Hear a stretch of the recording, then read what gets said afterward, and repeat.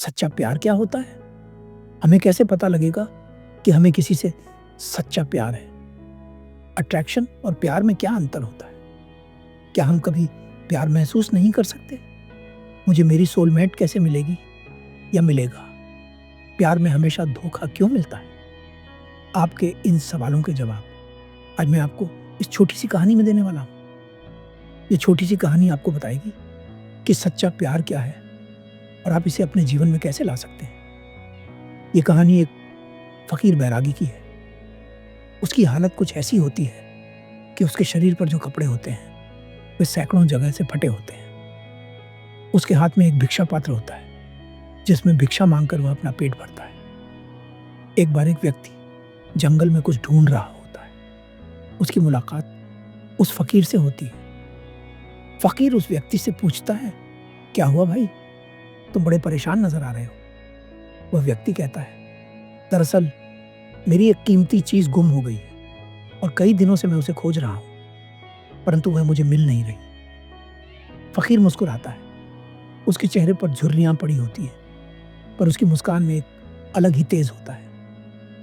वह व्यक्ति कुछ क्षण के लिए बस फकीर को देखता रहता है। फकीर कहता है, अगर तुम कहो तो मैं तुम्हारी मदद कर सकता हूं।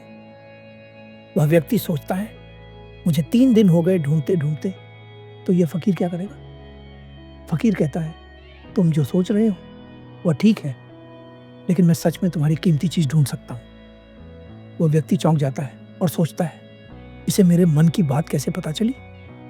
वो पूछता है, आपने मेरे मन की बात कैसे जानी। फकीर कहता है, जरूरी नहीं कि मैं बताऊं कैसे जाना, जरूरी यह है क्या तुम वाकई उसे पाना चाहते हो। अब उस व्यक्ति को फकीर पर विश्वास होने लगता है। फकीर खड़ा होता है और कुछ ही क्षणों में वह खोई हुई चीज वापस लेकर आ जाता है। वह व्यक्ति फकीर के चरणों में गिर जाता है और कहता है, मैं यह एहसान जिंदगी भर नहीं भूल सकता। कृपा करके मेरे घर चलिए, मैं आपकी सेवा करना चाहता हूँ। फकीर कहता है, क्षमा करो, मुझे एक गांव पहुंचना है और वह यहाँ से काफी दूर है, इसलिए मैं तुम्हारे घर नहीं चल सकता। व्यक्ति पूछता है, आप किस गांव जा रहे हैं। फकीर गांव का नाम बताता है। व्यक्ति कहता है, ये तो कमाल हो गया, कल मेरे बेटे की शादी है और बारात उसी गांव में जाएगी। कृपा करके मेरी विनती स्वीकार करें और हमारे साथ उस गांव चलिए। फकीर मान जाता है और अगले दिन बारात में शामिल हो जाता है। पुराने समय में लोग एक जगह से दूसरी जगह पैदल या बैलगाड़ी से जाया करते थे। बारात में ज्यादा लोग होते थे, बच्चे, बूढ़े, जवान, सभी। गांव बहुत दूर होता है। चलते चलते शाम हो जाती है। रात का सन्नाटा छा जाता है। बारात जंगल के बीच होती है। तभी एक औरत चिल्लाती है, मेरा बेटा कहीं नजर नहीं आ रहा। छोटा बच्चा गायब हो जाता है। सभी घबरा जाते हैं और सोचते हैं कि शायद कोई जंगली जानवर उसे उठा ले गया। उसकी मां बिलखने लगती है। फकीर कहता है, बहन रो मत, तुम्हारा पुत्र अवश्य मिलेगा।